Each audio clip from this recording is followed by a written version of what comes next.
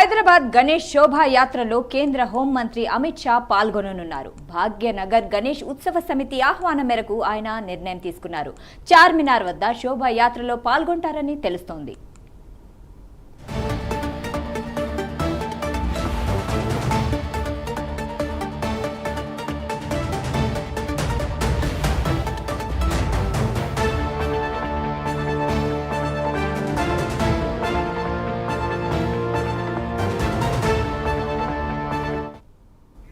హైదరాబాద్ గణేష్ శోభాయాత్రలో కేంద్ర హోంమంత్రి అమిత్ షా పాల్గొననున్నారు. ఇక ఈ విషయంపై మరింత సమాచారం అందించడానికి మా ప్రతినిధి నాగేంద్ర ఫోన్లో అందుబాటులో ఉన్నారు. నాగేంద్ర, చెప్పండి.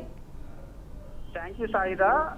ఈ నెల 6వ తేదీన హైదరాబాద్ నగరంలో జరిగేటటువంటి గణేష్ శోభాయాత్ర అంటే గణేష్ నిమజ్జనాలకు సంబంధించినటువంటి శోభాయాత్రలో కేంద్ర మంత్రి హోంమంత్రి అయినటువంటి అమిత్ షా పాల్గొనబోతున్నారని చెప్పాలి.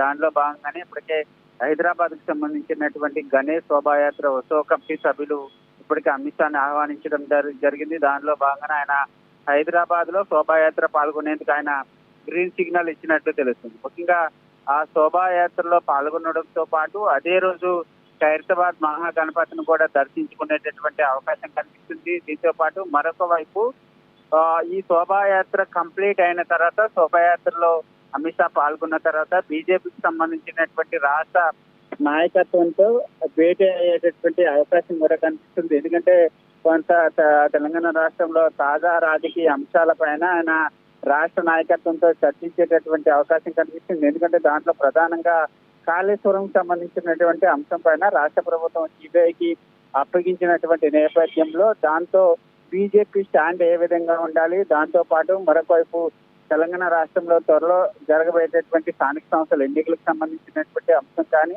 జూబ్లీహిల్స్ ఉప ఎన్నికకు సంబంధించినటువంటి అంశం కానీ, ఈ అన్ని అంశాలపైన రాష్ట్ర నాయకత్వంతో భేటీ అయ్యి వాటిపైన చర్చించేటటువంటి అవకాశాలు అయితే ఎక్కువగా కనిపిస్తున్నాయని చెప్పాలి. మొత్తానికి గతంలో ఎన్నడూ లేని విధంగా ఈసారి అమిత్ షా హైదరాబాద్ నగరంలో జరిగేటటువంటి గణేష్ శోభాయాత్రలో పాల్గొనడం కొంత చర్చనీయాంశంగా మారబోతుందని చెప్పాలి.